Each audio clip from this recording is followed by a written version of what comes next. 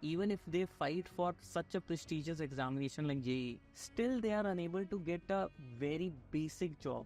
Our basic problem has been that not more than 5 to 7% of our population is educated, first of all. Access to meaningful education is limited. India was nowhere on the world map in terms of a powerful country. The more powerful you become, the more the countries will respect you and look up to you. Recent relationship with Bangladesh after the impact. The 12 years peaceful regime of Sheikh Hasina was a glorious period for India-Bangladesh relationships. Like, what are the decision-making powers an IFS officers have? IFS officers are posted abroad to be the sentinels on the ground. अपना प्रहरी दूसरे देश में. There is a documentary that has been released for IC-814. We knew by that time that Talibans were ruthless people. They will not hesitate in killing them one by one. Hello everyone, this is Lucky Royala. I'm the founder and CEO of Quantal. आज का जो podcast का episode रहेगा वो बहुत ज़्यादा special रहेगा because हमने अपने बहुत ही close bureaucrat mister Manoj Kumar Bharti who is a retired IFS officer उनको इनवाइट करा है. उन्होंने अपनी पूरी जर्नी एक घंटे के पॉडकास्ट में आप सबको बता दी है. He was like an ambassador to Indonesia, Ukraine, Russia, like multiple other big countries. तो आपको बहुत कुछ सीखने को मिलेगा. अगर आप एक UPSC एस्पिरेंट है तो you are getting a good bunch of knowledge, and if not he'll be telling you lot many of his experiences which he had in other countries. इसमें हम बहुत सारे मेन इश्यूज पे बात करेंगे जैसे यूक्रेन रशिया वॉर हुआ था. Plus he at the time of IC-814 जब फ्लाइट काठमांडू से उड़ती है तो he was there in Nepal. तो बहुत सारी इंटरेस्टिंग चीज़ें, उसके लिए आपको पॉडकास्ट देखना पड़ेगा. मेक श्योर करें कि आप एंड तक देखें बिकॉज एक चीज़ आपके लिए स्पेशल है जो आपको एंड में ही पता चलेगी. Thank you so much. Please go and watch the podcast. Namaste everyone. Very welcome you all to this very amazing show where we are having discussion with one of our very honored guests and someone to which I am very much bonded as well in this industry, Mr. Manoj Kumar Bharti sir. And if I say about sir, sir is a retired IFS officer and an ambassador to Indonesia, Ukraine, Belarus, or Timor-Leste. And over here, thank you so much for coming, Manoj sir. Thank you so much for taking out time and sitting over here and discussing about your experiences. I wanted to start this podcast with a very small gesture about how was your initial life? How do you started? And do you want to speak something about your initial days of your life and your education? Namaste, everyone. Thank you, Lucky, for giving me this opportunity to have some useful discussion on my life and work, and also the education scene in India. When I was 10 years old, my father was in Bihar government civil engineering department, and I was sent to a residential school called Netarhat School. It is near Ranchi, and it's just a school on a plateau. The nearest population is about 72 kilometers. So we were 60 students in a batch, and total number of students at the school was about 350. I spent 7 years in that school. The school was amazing because it is almost like a Gurukul system where the students do everything of their household chore except for cooking the food. You serve the food, you clean utensils, you clean your house, you clean your toilets. Everything has been done by the students. And I have lived in that kind of environment for 7 years. 7 years? Yes. It has given me a kind of skill or life skill, I would say, which is unparalleled. We also were taught different art forms like iron work, like woodwork, like music, like art and craft. And we have been exposed to all forms of games, whether it is hockey or basketball or football. We have been exposed to all those games. After those 7 years, I went straight to IIT Kanpur, where I did my electrical engineering. I was in the last 5-year batch. 85, I left IIT and I came to IIT Delhi for my master's degree. And that is when I took the civil services exam. Earlier, I was in the Indian Railway Personnel Service, which I joined. And then I came to the Foreign Service. I was in 1988 batch of Indian Foreign Service. After some initial period, my first posting was to Tehran because I was given the language Persian, Farsi, to learn. तो लगभग 2.5 साल में हमने फारसी सीखी Tehran में. वहाँ से हम हॉलैंड गए. हॉलैंड में 3 साल गुजारे और वापस जब वहाँ से आए तो पहले मिनिस्ट्री ऑफ कॉमर्स में 1 साल काम किया. फिर as deputy secretary I came back to my own ministry. वहाँ पे बांग्लादेश मेरे चार्ज में था. तो I was the one who went on the trial run for Calcutta Dhaka bus service, which was resumed, which was started in our time. From then, I went to Nepal, 3 years in Nepal as a press and culture and information secretary. From there, I went to Turkey, and there I was number 2 and also the commerce officer. And then I came to Myanmar from there, 2005 to 2008. I was again number 2 DCM in the Indian embassy there, and I looked after political work and commercial work and everything. Then I came back to India in 2008, and I was joint secretary looking after e-governance and IT in the ministry. After about 3 years, I went as ambassador to Belarus first. From there, I was assigned as ambassador to Ukraine. And I came back to India in 2018, 2020, and I was additional secretary economic diplomacy. Okay.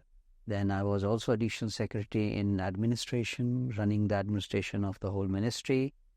I was promoted to the special secretary rank, and I was special secretary administration. That is when I went for my last posting to Indonesia, and we are also simultaneously accredited to Timor-Leste. So the whole journey of my life has been very exciting. I have served in some very unique places, and I have lived through unique moments of time. Your journey seems very varied with very lot of experiences, sir. Abhi, like, let's first focus about the educational perspective, sir, in your life. So I just saw that initially you were in a very, tough position where, might be possible your parents have sent you that residential campus. तो आप audience को कुछ बताना चाहेंगे कि residential campus का आपकी educational पे क्या इम्पैक्ट पड़ा? Because you went to IIT Kanpur post that. Post IIT Kanpur, you went to IIT Delhi. After IIT Delhi, you cracked UPSC. So this is something which is not done by majority of the people. So there has been something that you have, seen while, you were there into the residential campus as well. आपको knowledge में क्या upgradation मिला? आपकी insights इतनी clear कैसे रही उस time पे कि आपने इतने अच्छे लेवल पे इतने अच्छे प्लेटफॉर्म्स को क्रैक करा?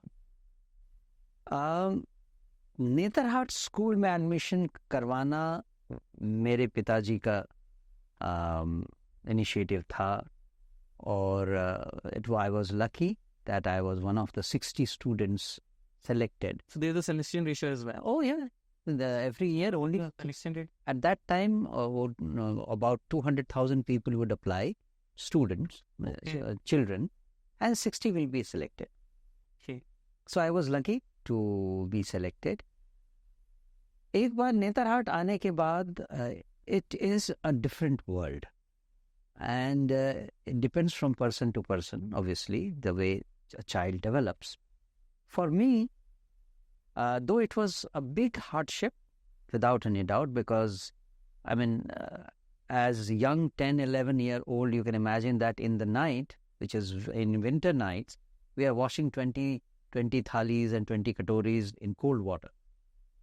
So that kind of thing has been trained. That has been part of my training. But education-wise, it was like heaven. And I will, without any doubt, tell you that my whole personality has been developed by that school.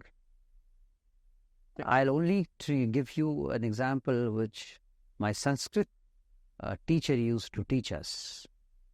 And that is a shlok about Siksha. What is the purpose of Vidya? And the shlok says, Vidya tadati vinayam, vinayat dati patratam, patratvat dhanamapanoti, dhanat dharma tata sukham. Which basically means the prime objective of education is to get humility. Once you have this humility, then you get the capability, patrata. Once you have patrata, you will earn money, fame, and everything. And once you have money, fame, etc. in life, only then you can follow the path of righteousness, which is dharma. Patratvat dhanamapnoti. Dhanat dharma tata sukham. Once you are following the righteous path, only then you can get the right and the best kind of happiness. So that has been my motto entire life. The more you are educated, the more you learn, how much less you know. Because the more you know, the more vaster area comes in front of your eyes. And that should be the prime purpose of education as such. But I would like to add that this is only a theoretical part of a man or a woman's personality which is guided through education. In modern times, education has other connotations also. And it is important for children of today to understand that apart from building your own personality, you also have to acquire a saleable character. You have to sell yourself to earn a living in modern world. And that is the purpose for which we have all been engaged in.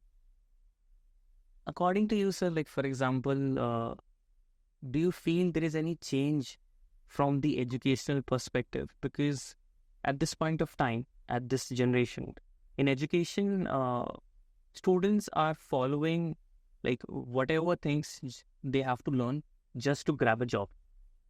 And education has now just become a source of getting a job for majority of the youth. And at this point of time, honestly saying, I just read a news a few days back that even IIT Bombay has decremented in terms of placement up to 40%. And the package which is going on in IIT Bombay is around 4 lakhs, which is not even the package of any student was there in IIT Bombay before. So there are a lot of things happening in India, and people are afraid, like even if they fight for such a prestigious examination like JEE, they're landing into IITs, like you were there into IIT, still they are unable to get a very basic job. They even have spent more than 4 to 5 lakhs in terms of their coaching because of this JEE market, and they're getting a job of 4 lakhs at IIT Bombay. Mm-hmm. So what is your perspective about this? Like, why is this inclining towards this side where even the most prestigious students who is passed out of a very good college are unable to grab a single decent job in the market? Mm. Now, you spoke about education in India. Yeah. I would like to start with some of the basic things. Everyone knows that India is today the world's most populous country. With 140 billion people, our basic problem has been that not more than, let's say, 5 to 7% of our population is educated, first of all. Access to education is, meaningful education is limited, very, very limited. The level of education in rural areas or even semi-urban areas is another aspect which we will not touch right now, because that is pathetic and it's very difficult to understand what is happening. As far as higher education is concerned, for those small amount of Indians, let's say 5% of 140 crore people, education has remained or has improved over the years, but pressure of competence has increased. In my time, let's say X amount of engineers used to come out of all those educational institutions in India. Today, after 40 years, 10x of that number is coming out. Where will all of them get education, job, employment?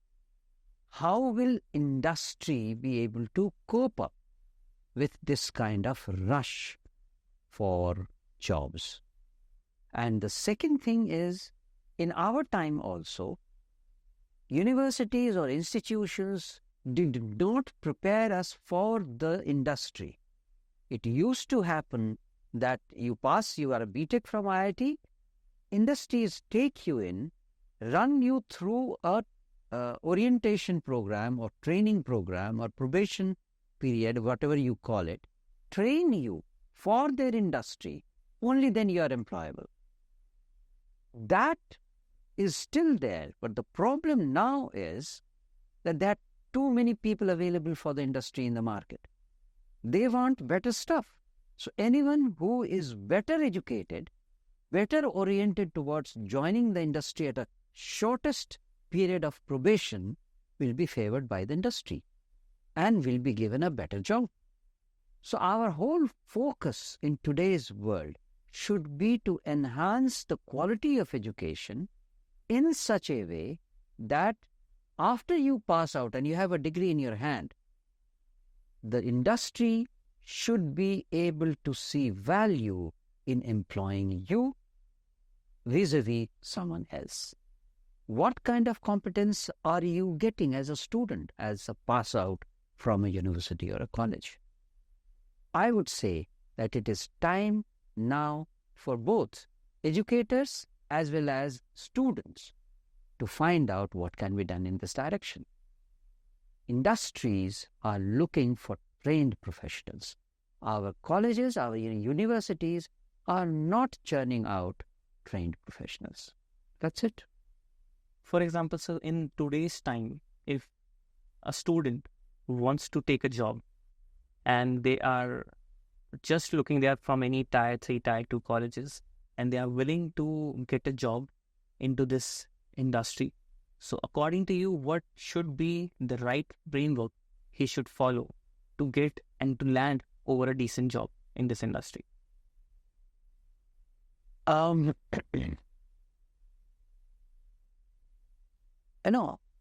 have not really, we means India as such, the country, we have not given very serious thought on rural and semi-rural or semi-urban areas employment. Every student wants to get education in bigger cities, Delhi, Mumbai, bigger cities, and industries are also located in those bigger cities as well. Our aim should be to develop industry in semi-urban areas, spread the industry. Like a car maker, the ancillary units which make small plastic parts or cables, they should not be in the city. It should be in a smaller town where local population and young boys and girls who come out of their 12th grade or maybe graduation, they get local employment there. I have seen this model in the developed world, which is, I have served in Holland. I have seen it in semi-developed country like Ukraine. It's exactly the same model. And also in upcoming markets like Indonesia. Smaller towns have industrial units, and I see on the shop floor young boys and girls, 18 to 20 years old, are doing work on the shop floor. And when I talk to them, I told them, why didn't you go for higher studies? They say, my parents didn't have money. So I have to work. And I have work available at my house, near my house. This is the model. This is exactly what I have seen in Ukraine. And this obviously what I have seen in Holland, which is a much more developed country. This is the model which we want, which we need. Spread the ancillary units all around India. Let the boys and girls of local school and municipal schools get basic education, 12th grade, intermediate grade, and give them employment on shop floor of the university, of these ancillary units. Only then we will be able to bring industrial revolution to India and faster economic growth. True. According to you, this is the kind of model that is being practiced by almost all the developed and developing countries to fight against the unemployment and to make sure. Yes, and also provide employment at the doorstep. Rather than the whole 140 billion people, 1.4 billion people, running to only 10 or 20 centers all around India. So I believe this is something which is very good concept that you have explained, sir, because that's one of the major reasons why students are also facing this unemployment, because for one seat, there are thousands of students who are applying. Absolutely. Absolutely, you will be able to face that unemployment because industry doesn't have that much occupancy for you. For us, either you can create occupancies, for which I wanted to have a discussion with you right now, that according to you, there is an entrepreneur, era which is going on. Students are building their products. Like I myself is a founder from college itself. Students are building their products. Students are working into some very new innovative ideas, and they are trying to generate employment for different students in different cities. So with this model, what do you feel like this is one of the successful model that we can use to make sure we can fight against the unemployment? You see, India has already become a number one country in the world in terms of startups. Yeah. And all these startups are fueled by all those young people that you have spoke of, you included. Yeah. So these startups have flourished in India, but at the same time, we have seen that as time matures, most of the startups die out. There are various reasons behind this, and we need not go into all that right now. But the important thing is that there cannot be limitless startups. If you are getting, let's take a ballpoint figure of 10 million graduates every year from our colleges, not all those 10 million people can have startups. There has to be some kind of a sieving process, some kind of a extraction process, जिसमें कि आप कुछ लोगों को administration में जाने दें, कुछ लोगों को मिलिट्री में जाने दें, कुछ लोगों को बिजनेस में लाएं, कुछ लोगों को ट्रेडिंग में लाएं, कुछ लोगों को ट्रेन करें, वो अब्रॉड जाएं मेडिकल फील्ड में या कुछ भी. जब तक हमें हमारे पास एक कॉम्प्रिहेंसिव आइडिया नहीं होगा, हम कैसे 10 मिलियन ग्रेजुएट्स को जो पास आउट कर रहे हैं उनको हम एम्प्लॉयमेंट दे सकते हैं. और ये एक साल की बात नहीं है, ये साल दर साल 10 मिलियन हर साल निकलते आ रहे हैं. क्या करेंगे आप इन लोगों का?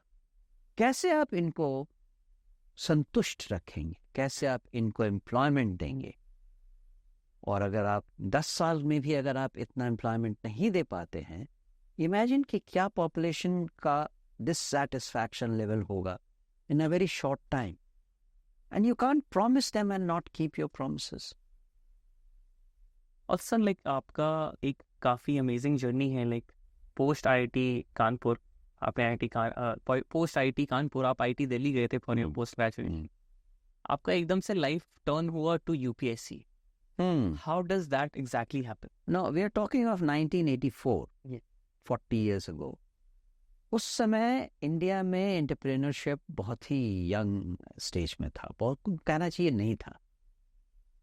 हमारे ग्रेजुएट्स जो आईआईटी से निकलते थे वो या तो फॉरेन चले जाते थे हायर स्टडीज के लिए, जिसको हम लोग ब्रेन ड्रेन कहते थे, या वो कंपनीज लाइक HCL और टाटा और 2-4 ऐसी कंपनी थी जिनमें वो काम करना शुरू करते थे। तो इन लोगों को हम सोप सेलर्स कहते थे उस समय, क्योंकि वो ऐसे ही कंपनी में जाते थे जहाँ सोप और सर्फ और ऐसी चीजें बनती, तो इनको हम सोप सेलर्स कहते थे। जब मैं 4th ईयर में था 1984 में, then I saw, because my father was a civil engineer and I have seen him working. Even at the age of 55, he or any engineer in India will report to somebody who is 25 years old.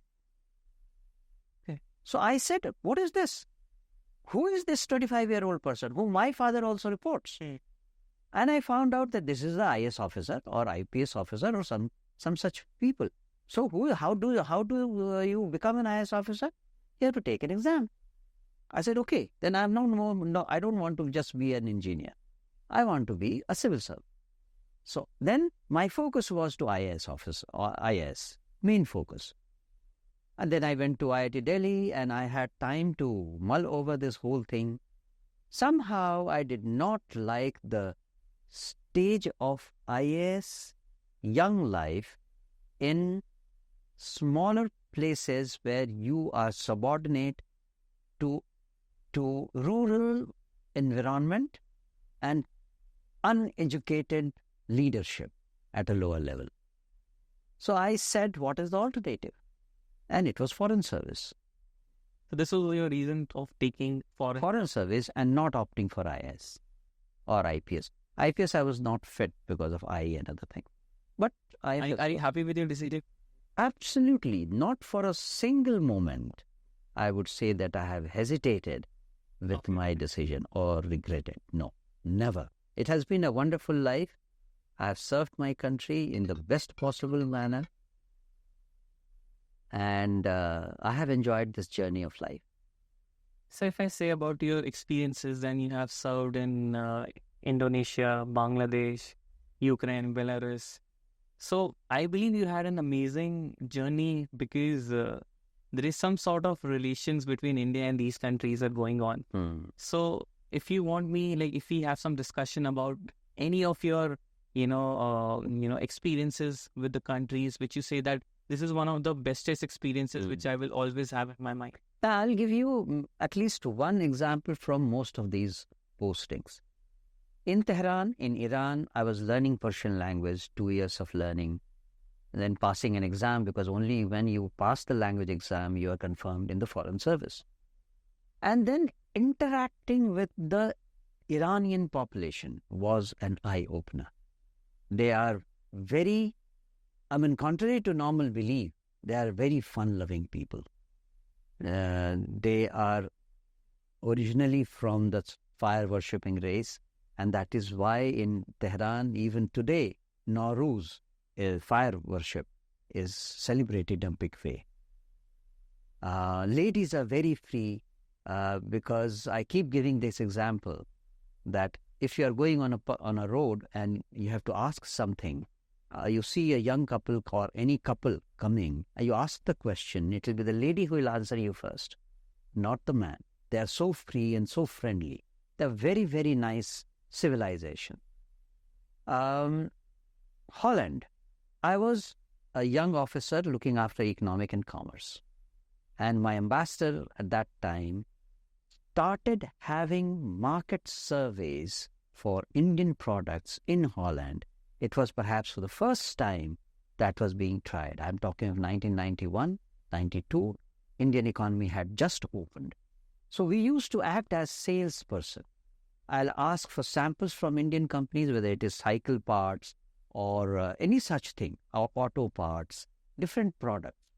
I'll ask for samples. I'll take those samples to different wholesalers and retailers in Holland, ask for their inputs, and see whether I can sell that product. On my experience, then I'll write a report giving all the relevant information, government laws, addresses and telephone and fax numbers of all those wholesalers and retailers and importers and everyone, and make a report, send it to Ministry of Commerce. Ministry of Commerce really liked that concept. And I did that work in 91, 92. Then comes Nepal. I was the Press Information and Culture Officer. It was in my time that IC 814 happened. So I have seen that crisis from one end. We'll come to that as well. Yes. Also, I was responsible for handling the press in Nepal. Okay. And it was a big job because any neighboring country, press is always against India as a big brother syndrome. So it was a very interesting training, how to handle press in such an environment. So it was a great learning experience, how to serve the country in terms of, press and information officer and culture officer. Then we come to Turkey. Once again, it was an amazing period because at my time, Erdogan became the president for the first time. Okay. Yes, in Turkey. And at that time, I had written a note saying rise of political Islam in Turkey. Nobody believed in it. But 20 years later, this is exactly everything that I had predicted has happened. At that time, everything was secular, whether it employment in military or judiciary or even media. Everything was secular. But slowly, Erdogan changed the selection process and the selection board and filled in people who were more fundamental, Islamic people, and threw out all the secular elements from the selection process.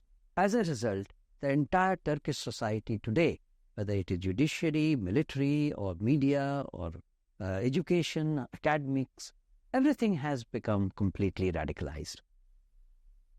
And then comes my other postings in Myanmar, where I was the one who was initiated the Kaladan multimodal project from the northeast of India. So there are many other stories I can tell you. Also, sir, there are a lot of students जिनको I guess meaning भी नहीं पता होगा what is the meaning of Indian Foreign Service and what is there is a need for India to maintain relations with other countries.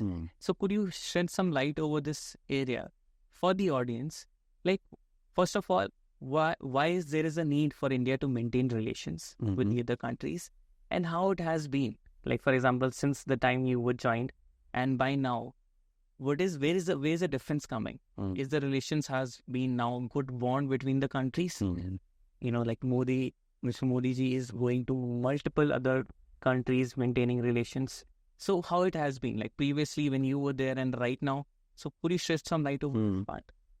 The first thing one has to understand that no country can live in isolation. In today's world, we have to coexist. Earlier, it was just the economic and commercial aspect mostly. Now, it's also environment and the whole climate, the whole earth as a unit has to be taken care of, and no country can remain aloof and take care of all these modern problems that we have. And that is why I like this concept of our foreign policy, which has come now as Vasudhaiv Kutumbakam.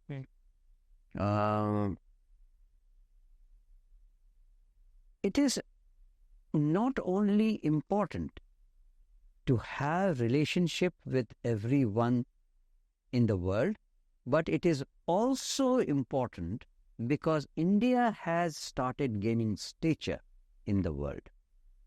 When I started service in 1988, even at that time, India was nowhere on the world map in terms of a powerful country. It was economically weak, and it had too many problems of development. It was only 40 years when we had got independence, and 40 years in the life of a country is a very short time. Whatever the earlier leaders have done, good, bad, or ugly, we have to understand that this was the best that India could provide, and this was the best path that India could follow. If X was not done, what would have happened? If Y was not done, what would have? is a hypothetical question. We should not go back to that issue at all. We should build from where we have taken the responsibility and see how, as a whole, India can develop. I would say that the progress that India is doing today is because what we have done in the past 70 years. It cannot be seen in isolation. And also that the more you develop, the more influence you will have in the world. The more powerful you become, whether in terms of economy, in terms of population strength, human resources, or military, the more the countries will respect you and look up to you.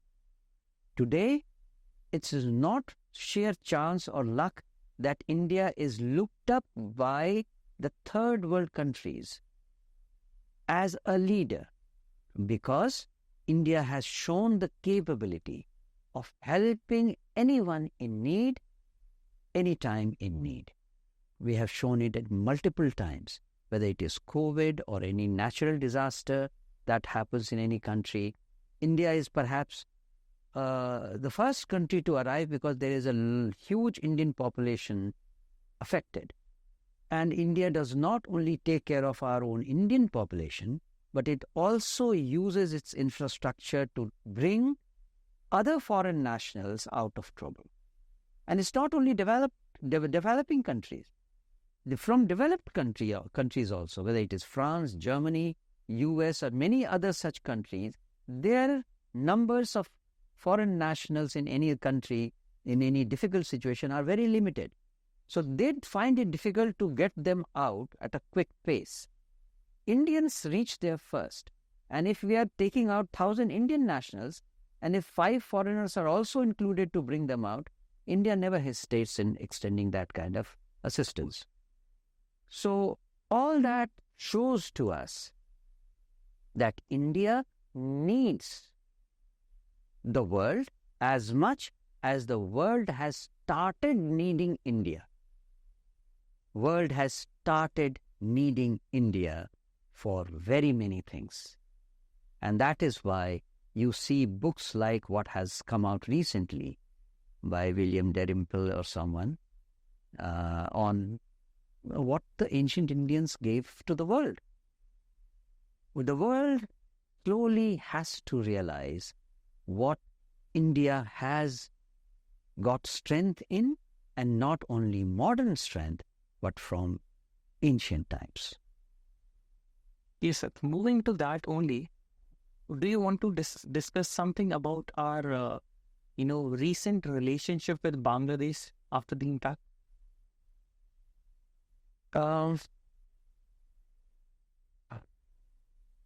I would start by saying that our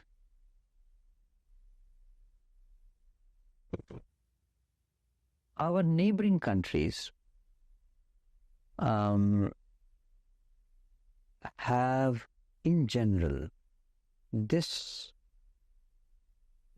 problem of democracy not taking firm root. Bangladesh, if we see, it has been a country which has seen on multiple occasions military rule, and also that political parties have not been able to work in a democratic format. The democratic institutions seem to be weak, which leads the army to play an important role in case of trouble. I would like to restrict myself by saying that the 12 years peaceful regime of Sheikh Hasina was a glorious period for India-Bangladesh relationship. But everyone would have realized, even in Indian leadership, that this was only a temporary phase. This cannot go on forever, and we have to be ready to see change in Bangladesh. I think India has handled the situation quite admirably, and the screen is still being read. The movie is still going on. The story has not come to an end. We will see how things will develop in the coming days. But these are tricky times for Indian diplomacy. I am sure Indian diplomats and Indian leadership will or is strong enough to take whatever comes in our way. Bangladesh is a difficult chapter, also because of international relations linked with it. There are rumors of US involvement. There are rumors of Chinese involvement. There are too many things, and Bangladesh is our neighbor. It is not someone who is far away. Whatever happens in Bangladesh affects us extremely closely and extremely badly. So we have to be on our guard, be ready for the worst, and hope for the best. Sir, being an IFS officer is itself a pride for a lot of the individuals. So what do you suggest? Like, what are the powers, or what do you say the decision-making powers an IFS officers have when they are the ambassador to multiple other countries? Also, I believe there is a different color passport that is being provided to IFS officer, which is red in color. So any particular reason for that? And what are the, what I would say, the decision-making powers IFS officers have when they are, being the ambassador of the other country? Now, first of all, about the passport, there is a category of diplomatic passport, and that is, in India, it is colored red. But it is basically to differentiate between any national and a diplomat of that country. Because diplomats, most of the time, they are serving abroad. In my life of about 35 years, working life, I have been abroad for 28 years. So when you are posted abroad, you are under something called Vienna Convention for Diplomats. The host country has to look after the certain aspects of the safety and security of the diplomats, provide certain assistance and benefits.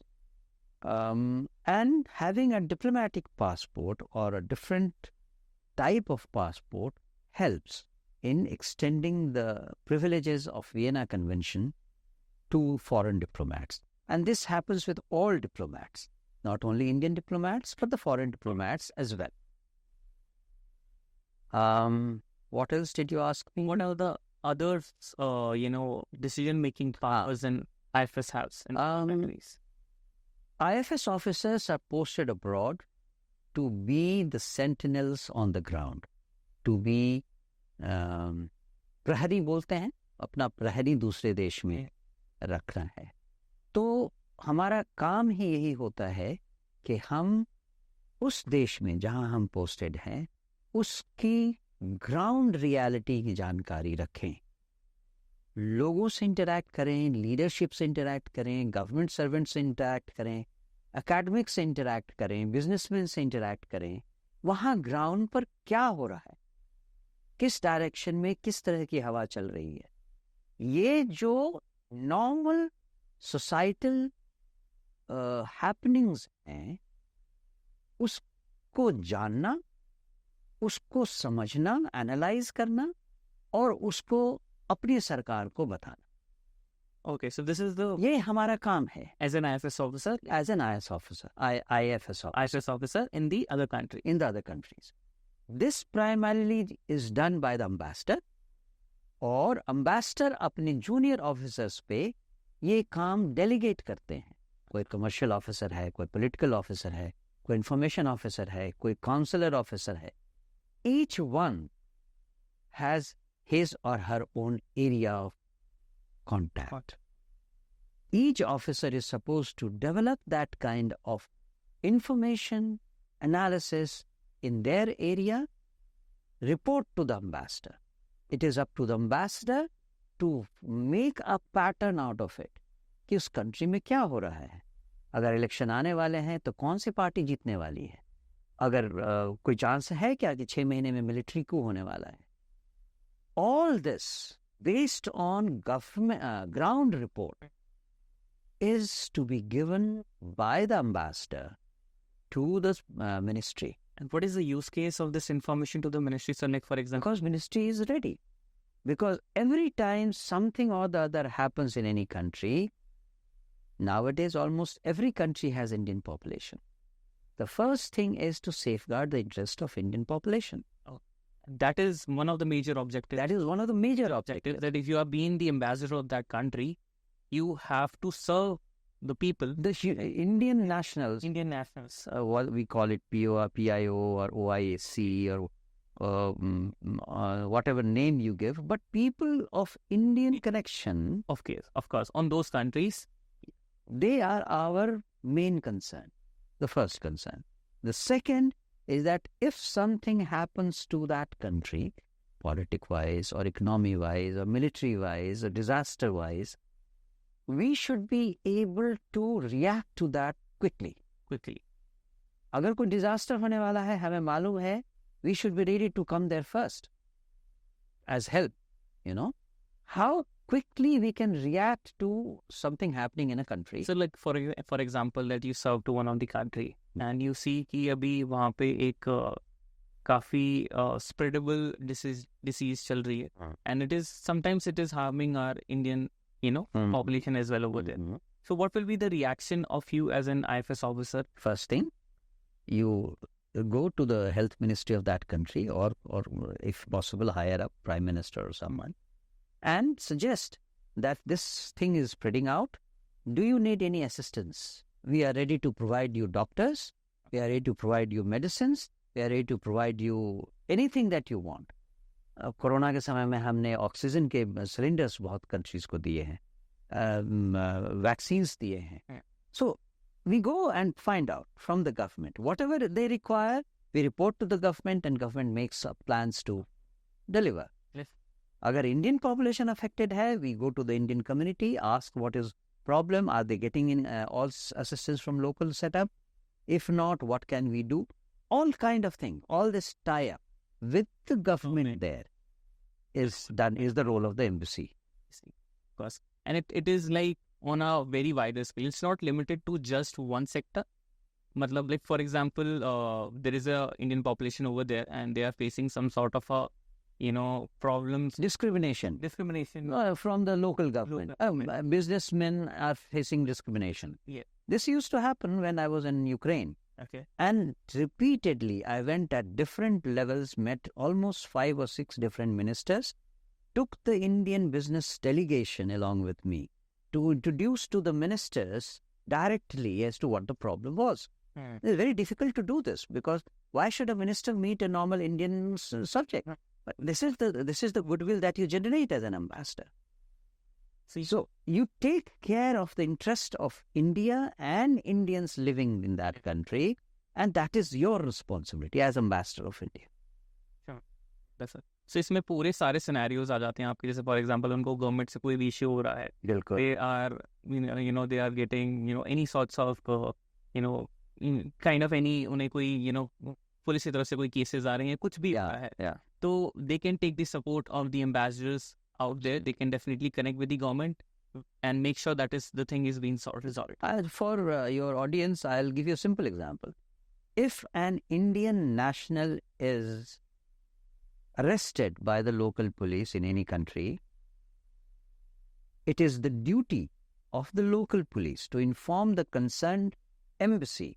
If it is an Indian, they have to inform the Indian embassy that we have an Indian national who has been arrested for XYZ thing. Indian embassies gets in touch with the Indian national in jail. It's called consular access, getting consular access. So we go to the Indian national in jail, first confirm that he is actually an Indian national. He can be anyone.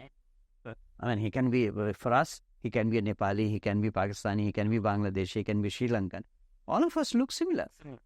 So first of all, we have to ascertain that he is actually an Indian national. And if he is, then we go into this process of finding what is the problem, how we can assist, what kind of level of crime he has done. If it is to be jailed, how can we talk to the government there that, okay, if he has committed a crime, we have a bilateral treaty of accreditation or criminal offences, and this person can be tried in India rather than being put in jail in a foreign country. There are too many things involved in this. So first, like, अगर हमें अपने country के लोगों को safe feel कराने के लिए 24/7 available रहना पड़ता है as an ambassador. Yes. So I believe the country would also be supporting the ambassadors and making sure everything is being notified if they are charging anything over the Indian population there. Oh yes, Of course, they have to inform the and that also depends on your goodwill, the ambassador's goodwill that you have generated with the host country and their leadership. And that's what you have to maintain the relation. Absolutely. For example, you might have also been to see some of the criminals that you have seen, like, Oh yes.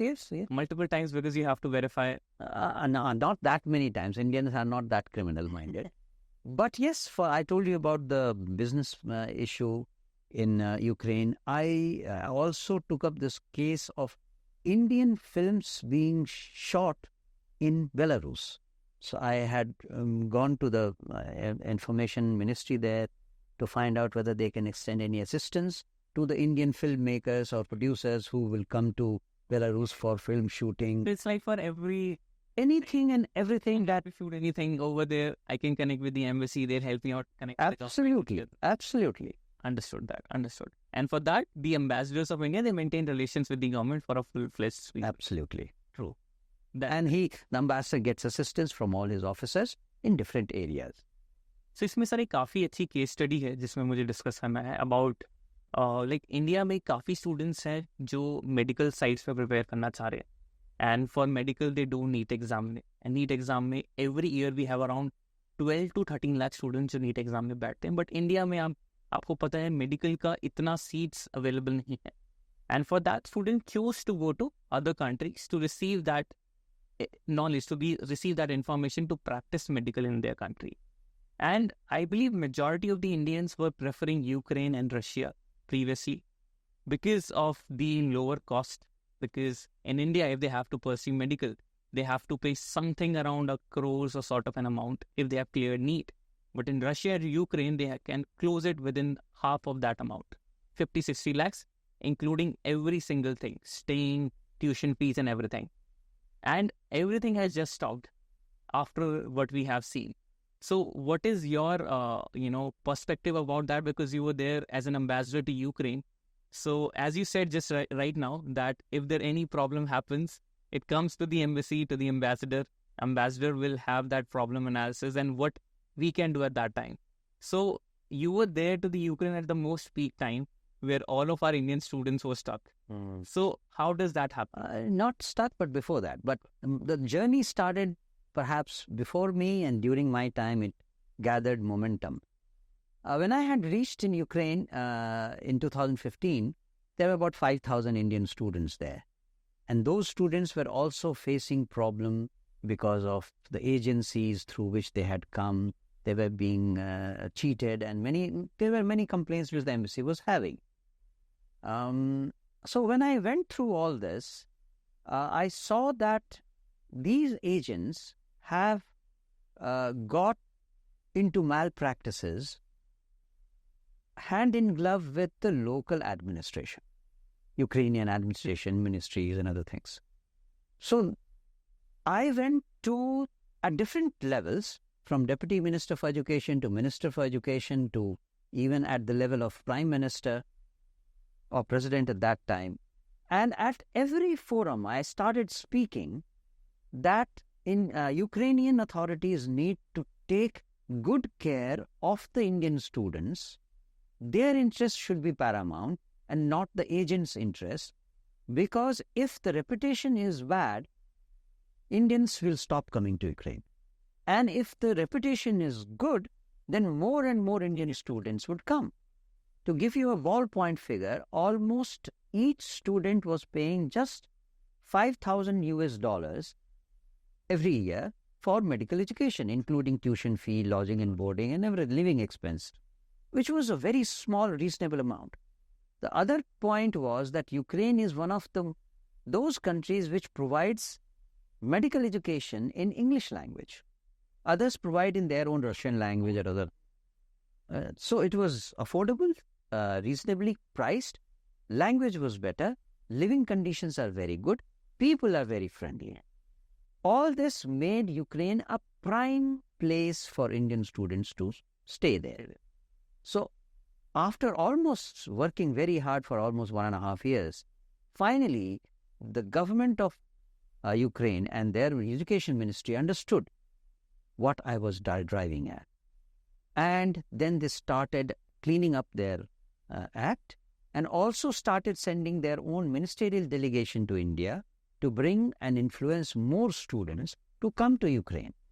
By the time I left in 2018, the number of Indian students in Ukraine had already increased to 12,000. From 5,000 to 12,000. And when I left, the momentum kept on increasing. And when the corona the first corona and then this attack happened in 2021, the number of Indian students had swelled to about 20,000 plus. At that time? At that time. Okay. And you can imagine that at that time, Ukraine was earning minimum 20,000 plus 5,000. It means $100 million every year just by providing education to Indian students. For medical. That's it. You can imagine what kind of interaction and close interaction Ukrainian education institutions had with India. So what exactly, sir, like for example, after the attack in Ukraine, so majority of the students, they are now having no belief, of course, in going to Ukraine. So at that time also it was like a very big situation. So if like you already have been serving in Ukraine at your time, so if you were there at that point of time when this was happening, so what exactly will be the framework and the strategies government would have followed to make sure that at least our students get out of Ukraine and they get out safely and everything is being under conduct of our country? No, what we did at that crucial time is known to everyone, and it is to the credit of our government that and our officials that the whole episode passed without major, problems. I don't think there was any loss of life. There was 100% evacuation. Now, after almost 2.5 years of war, I would say that about 1,500 to 2,000 students have gone back to the universities in Ukraine just to finish their course. So we have, Indian government has handled the situation well as far as the crisis related to Indian students was concerned. When the war breaks up and this kind of situation happens, obviously you do not have much control. आप केवल react कर सकते हैं. आप अपनी तरफ से situation को कितना अच्छा बनाया जा सके उसकी कोशिश करते हैं. लेकिन अब जब 2.5 साल बीत गए हैं, भारत जैसी डिप्लोमेसी कर रहा है.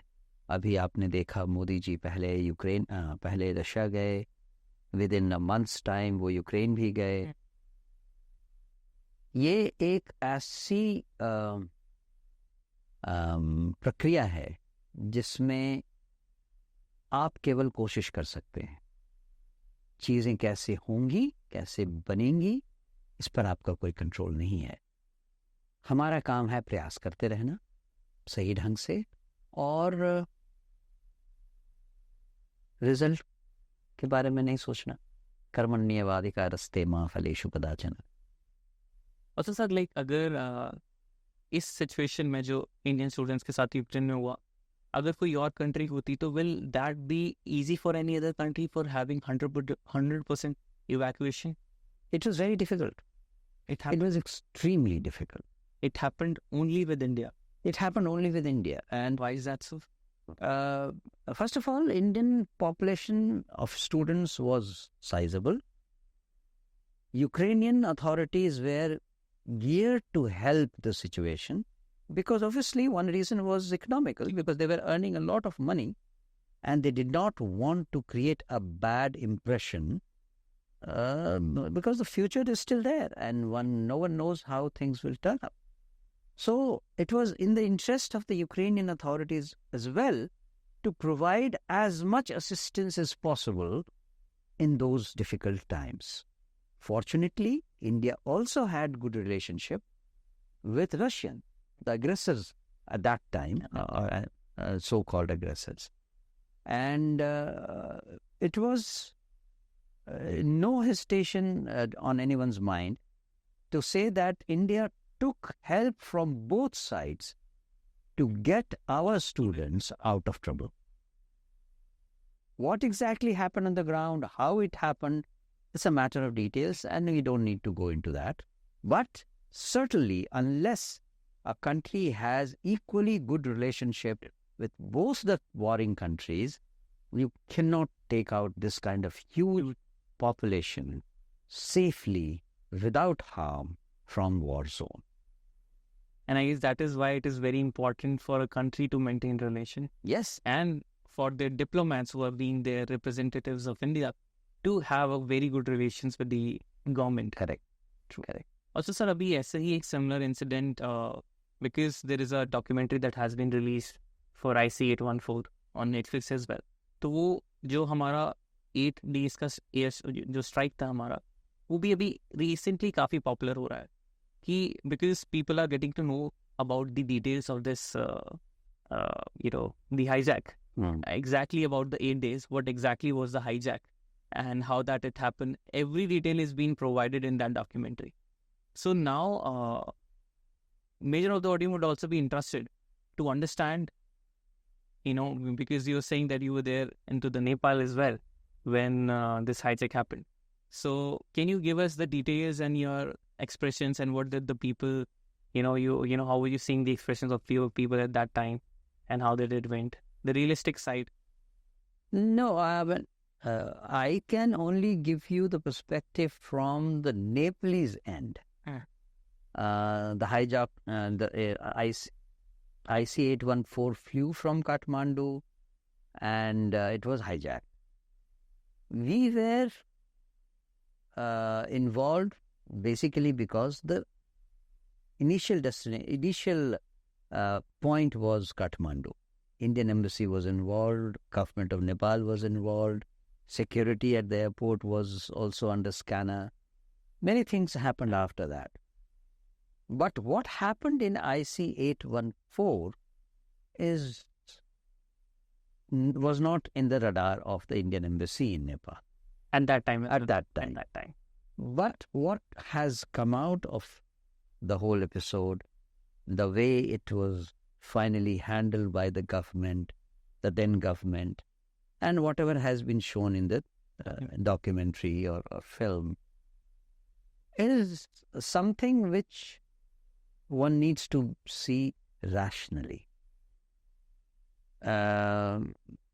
Indian government took certain decisions. Why Indian government took that decision, you cannot understand unless you put yourself in the shoes of the relative of those who were hijacked. If 1,000 people are directly affected because their relative is in that IC814, and you are making a huge impact on the media or on government leadership and everything, government has to react. something needs to be done. Are you ready to sacrifice whatever number was there? How many, I don't know, 250 people or something who were hijacked. Are you ready to sacrifice all of them? Because we knew by that time that Talibans were ruthless people. They will not hesitate in killing them one by one as the time passed by. Are we ready to take that risk? Should we have taken that risk? I'm not the one to answer these questions. Of course, sir. But that's what the audience is saying at this time. That अभी के हिसाब से जो हमने 3 जो terrorist थे हमने उसको रिलीज करा था टू मेक श्योर दैट कि हमारे लोग सेफ गार्ड रहे, तो उसमें ऑडियंस का पर्सपेक्टिव यही ज़्यादा आ रहा है कि we have release the 3 of them, but post that we have released 3 of them, we have safeguarded our 200 plus people. They are now again involved in those activities, and now they are not just killing 200, they are killing thousands of people. One of them was even involved in the attack of Pulwama as well. Killed like thousands of our army people. We all, our people, we all need to make up our mind. What do we want? Do we want this kind of 250 people killed and we kill these 3 terrorists in our jail or whatever? In fact, in our system, we cannot even kill them. We have to only go through the trial and rules and everything. Can you explain about this as well, sir? We can't kill them. How is that? Is there... Because in India, we have a rule of law, and the law has to take its precedence. Everyone who is put under a charge, the whole investigation has to take place. And many a time we find that at the end of 10 years or 12 years, we are not able to prove with that certainty in the eyes of law so that the person can be hanged. He will be given a life sentence or sentence for 20 years. But that is not equal to the crime that has been done. So we have to live with our rule of law, and that has its own systems. It has its strength and it has its weaknesses as well. The government has done their max to, I guess, safeguard the lives. So I guess एक dialogue भी था उन्होंने बोला था काफ़ी popular कि आप भले अगर आपके पास एक अपॉर्चुनिटी है एक लाइफ को सेव करने का, तो आपको एक बार भी नहीं सोचना चाहिए. So it's about safeguarding the lives, so you don't have to think even more than once. Absolutely. So if it is about saving the lives at that moment, doesn't matter what else will happen later on. That is a different job. Absolutely. But if you have to safeguard one life at that time, then you don't even have to think more than once. Yes. Just save the life and close it. Correct. Absolutely correct. Of course. And that's where I believe we wanted to end up this conversation. Good. And thank you very much. Had a great time with you. Thank you so much, sir. And we will be keep on interacting and Sure. giving the informations to the rightful audience. Sure. Thank you, sir. Thank you. Namaste.